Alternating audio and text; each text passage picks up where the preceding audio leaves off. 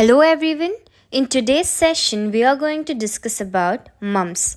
It is a continuation to the topic epidemiology of communicable diseases in preventive and social medicine. In this session, we will discuss about the introduction, epidemiology, clinical presentation, which is nothing but the signs and symptoms of mumps and complications, the diagnosis, prevention and control, followed by the general management to the mumps disease. Mumps is an acute infectious self-limiting disease. Very common in the childhood. You might have seen the children of 5 to 15 years suffering with mumps very oftenly in your families, in your neighborhood. You might have observed the children suffering with mumps. So this mumps disease is an acute infectious disease. Acute is a disease which has a sudden onset and a very rapidly the disease is going to progress. It is an acute infectious disease and self-limiting one. So the self-limiting diseases are those which resolve on their own without any treatment. They are just like those common rhinorrhea, we get flu, cough, which resolves on their own. The common cold and all which resolve on the similar to that is this mump, which is a self-limiting disease which resolves on its own. It is caused by a RNA virus. It is transmitted by droplet route, common among the children and adolescents. So now we are studying the causative factor. Who is causing this mumps disease in the child? It is the RNA virus which is causing the mumps disease. How is it transmitted? It is transmitted by the droplet route.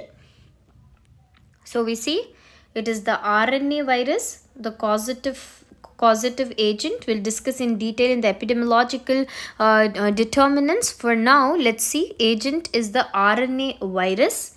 It is transmitted by droplet route. How is the transmission? The transmission is via the droplet route. Okay. And it is very common in the children as well as the adolescents. Let's see how it is clinically characterized. What are the signs? What are the symptoms the patient comes up with?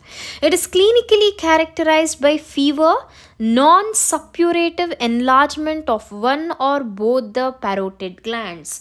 So we are well aware of the anatomy knowledge where the parotid gland is located, and there is non-suppurative, there is no pus formation. It is a non-suppurative enlargement of one or both the parotid glands, and these parotid glands are going to be swollen.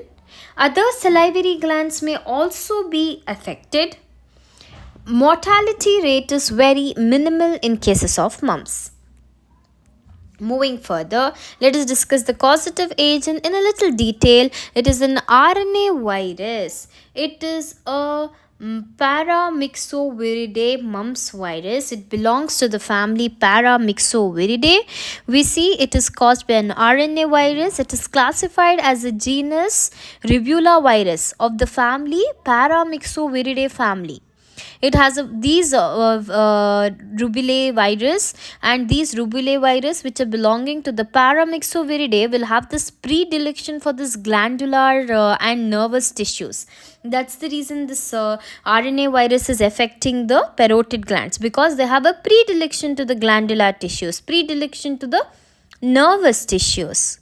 So the causative agent is myxovirus parotiditis.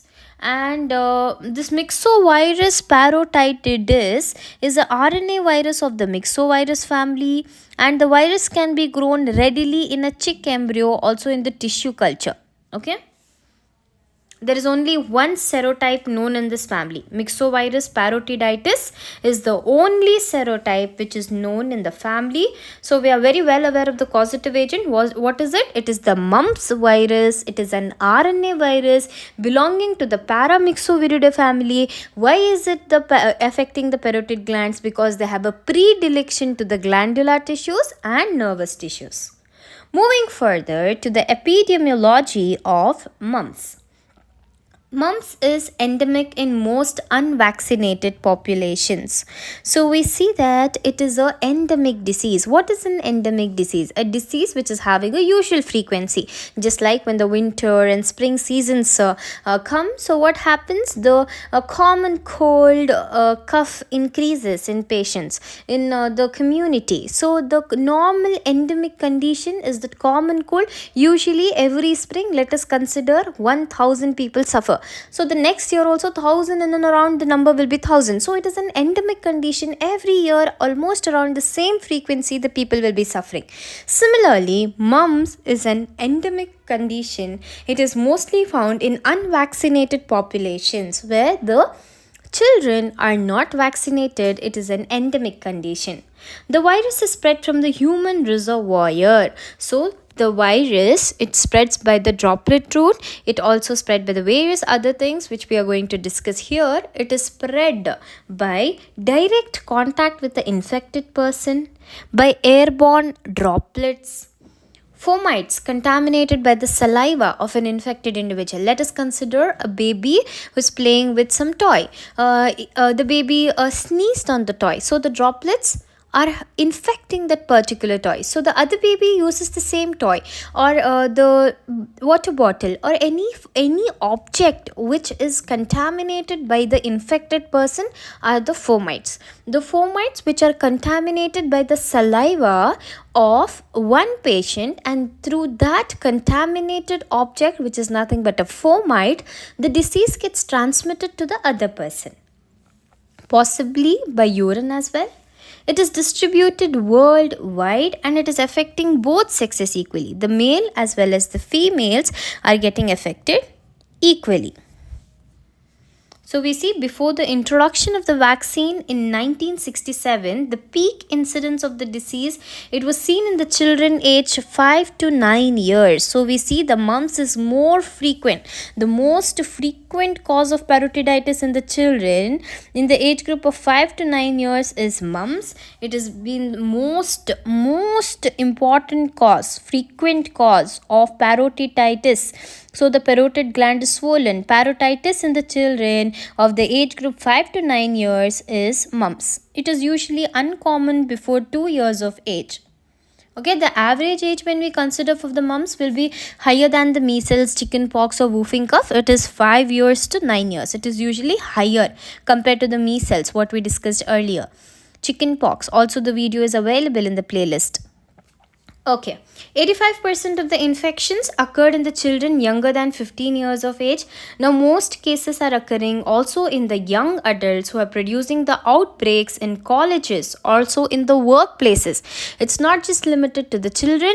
Now, the cases are spreading more into the young adults producing outbreaks, even in the colleges, even the workplaces. Their colleagues are getting affected. So, the students are getting affected. There are outbreaks which are seen in colleges, workplaces as well. Moving further to the epidemiological determinants, that is the agent factor, host factor and environmental factor.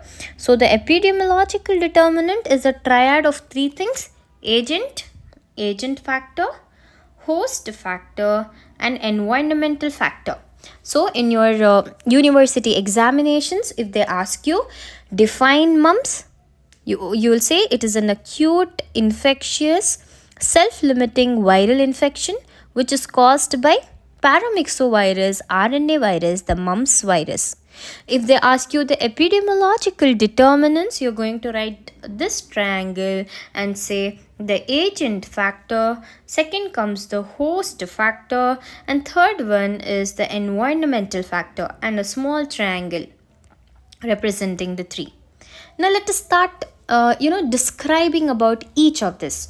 So far we are very familiar with the agent factor. So let's see how much we can recall.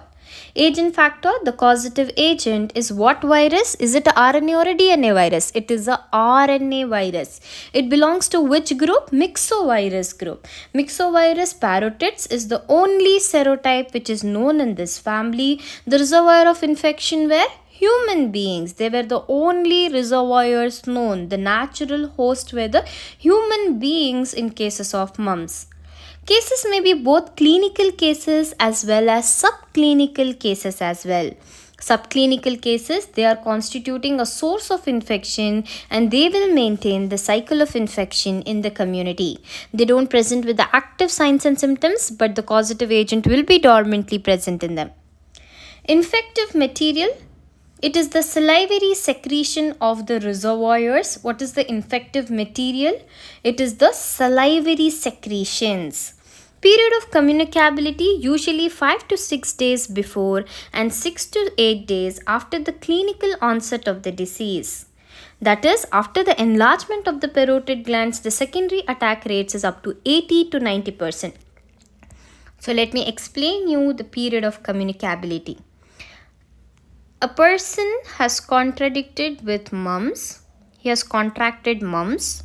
So the period of communicability is 5 to 6 days before the appearance of the signs and symptoms and 6 to 8 days after the onset of the disease.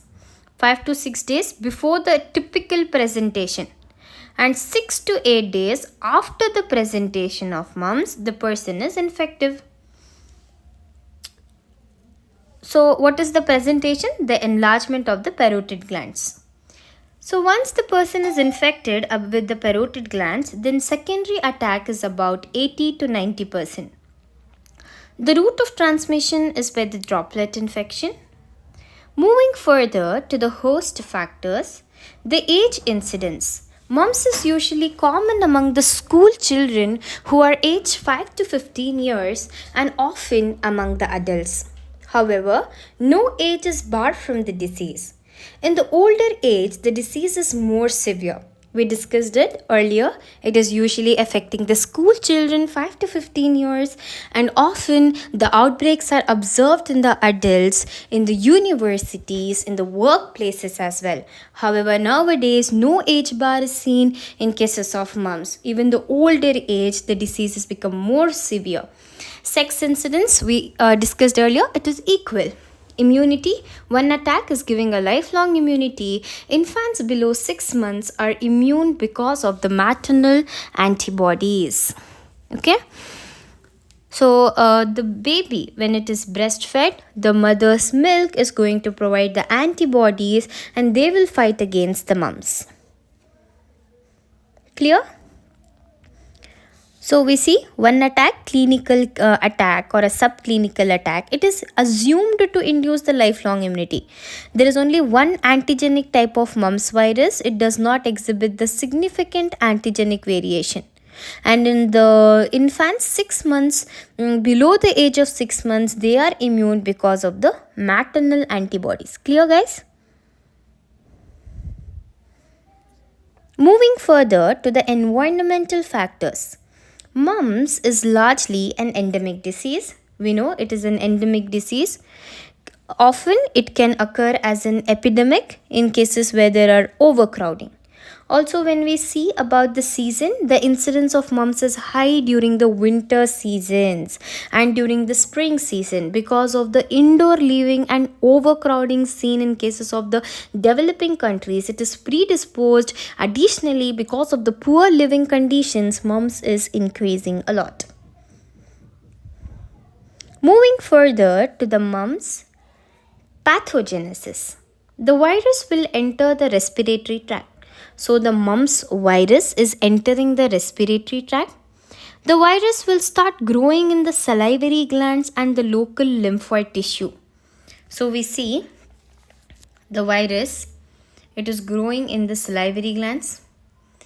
The virus has entered via the respiratory tract. Then it is growing in the salivary glands and the local lymphoid tissues.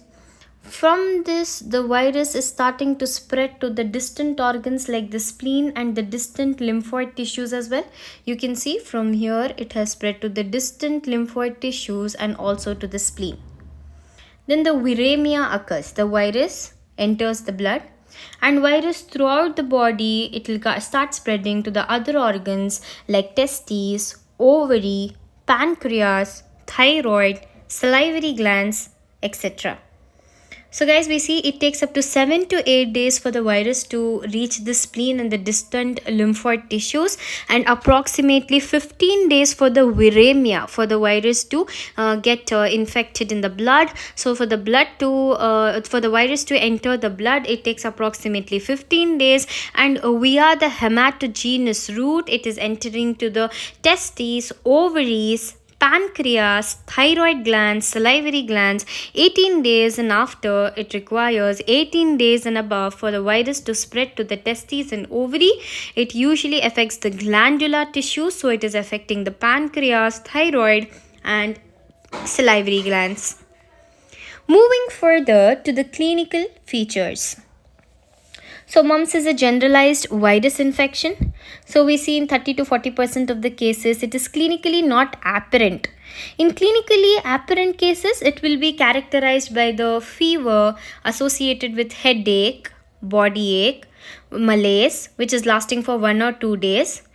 So it's very simple. You need to remember, in mumps it starts with fever, general complaints, fever, headache, body ache, and malaise. Clear? 4 points you have to remember: fever, ache, body ache, headache, and malaise. Followed by, we have body ache, headache, and then malaise. Followed by, we have enlargement. The enlargement of one or both the parotid glands. It is associated with earache. Okay. There is associated earache, difficulty in opening the mouth, and tenderness in the parotid region. Along with it, the patient has a difficulty in opening the mouth. Okay, there is a difficulty in opening the mouth, and the tenderness is felt in the parotid region. Sublingual and submandibular glands may also be affected. We see not only just the parotid glands, the sublingual glands, submandibular glands can also be affected in cases of mumps. You can see the clinical features here: fever, headache, body ache, pain in the joints, swollen parotid glands, loss of appetite and nausea, a dry mouth. Clear? Moving further to the complications of mumps. Though frequent, are not serious. So the complications, though they are frequently observed, yet they are not serious. They include orchitis, ovaritis. So let's see, in the picture here we have hearing loss, encephalitis, pancreatitis, meningitis, orchitis, ovaritis. Okay, swelling of the inflammation of the ovaries, orchitis is inflammation of the testes, meningitis is inflammation of the brain tissues, hearing loss is deafness, encephalitis, and then we have pancreatitis, again the inflammation of the pancreas. Complications occur when other glands are affected. These are orchitis, ovaritis, myocarditis, which are all very rare. So we see we also have thyroiditis, neuritis, hepatitis, meningoencephalitis. The testicular swelling and tenderness, it will denote that there is orchitis. Whenever the patient comes up with testicular swelling, see, you can see here orchitis. When there is a testicular swelling and tenderness, it will denote the patient has orchitis, which is mumps, which is the most common extrasalivary gland manifestation of mumps in adults. So this could be your MCQ questions in your competitive exams. What is the most extrasalivary gland manifestation of mumps in the adults? It is the orchitis. It is the testicular swelling and tenderness. So we see it is unilateral testicular swelling in 75% of the cases. High fever will usually accompany this orchitis. Bilateral orchitis will rarely occur. The abdominal pain, if the patient comes up with, so we see in the complications, if the patient comes up with upper abdominal pain, nausea and vomiting, it will suggest it is pancreatitis. Mumps is also a leading cause of pancreatitis in the children. If it is lower abdominal pain, now in cases of ovaritis, we see if it is a lower abdominal pain and there is ovarian enlargement, it suggests there is ovaritis, which occurs in 5% of the post-pubertal women. Usually it is unilateral. While some instances of the diabetes also have occurred in the children following the mumps infection, we see diabetes is also reported in cases of mumps infection in the children. Rare complications could be the hydrocephalus, like we saw the deafness could be a rare complication. Encephalitis is again a rare complication. The cerebellar ataxia, facial palsy, then transverse myelitis, encephalitis, which is associated with cerebral edema, neurological manifestations, and sometimes rarely, very rarely, the death can occur. Clear, guys?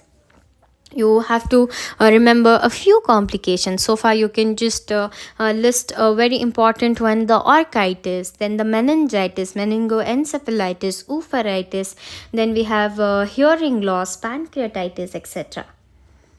Moving further to the prevention and control of mumps. Vaccination, we see the monovalent mumps vaccine. Monovalent mumps vaccine is a live attenuated, highly potent and effective to the tune of 90 to 95%. So we see MMR vaccine is also or it is also known as quadrivalent vaccine with varicella is also given, a combination vaccine. Now we see just a monovalent mumps vaccine. When they are giving a monovalent mumps vaccine, a highly effective live attenuated vaccine. It is now available for the prevention of the mumps. It is highly effective, up to 90 to 95%. The dose is 0.5 ml is injected subcutaneously or intramuscularly. A combined vaccine is also available as MMR vaccine. The dose and route of administration is again 0.5 ml subcutaneously or intramuscularly. The other things you can remember in this is widely used live attenuated vaccine. The strains are also known, that is the Gerylin, RIT 4385. All of these are the strains, not very important. You need to remember this, the monovalent mumps vaccine and also the combination vaccines, like a single dose of 0.5 ml intramuscularly is producing 95% of the vaccines. And we see that it is a routine immunization which is given for the children over 1 year of age. Either it is given alone, that is monovalent mumps vaccine will be given, also in combination with the other virus vaccines like MMR vaccine or quadrivalent vaccine with varicella. MMR plus another vaccine, that is varicella vaccine, it is a quadrivalent vaccine. A second dose will be given, first dose up to the age of 1 year, second dose up to the age of 4 to 6 years before the starting of the school is usually recommended. Clear? Moving further to the management of mumps. How can we manage the mumps? So we see first is the conservative support and medical care has to be given. Use of the analgesics, warm or cold packs to the swollen parotid areas.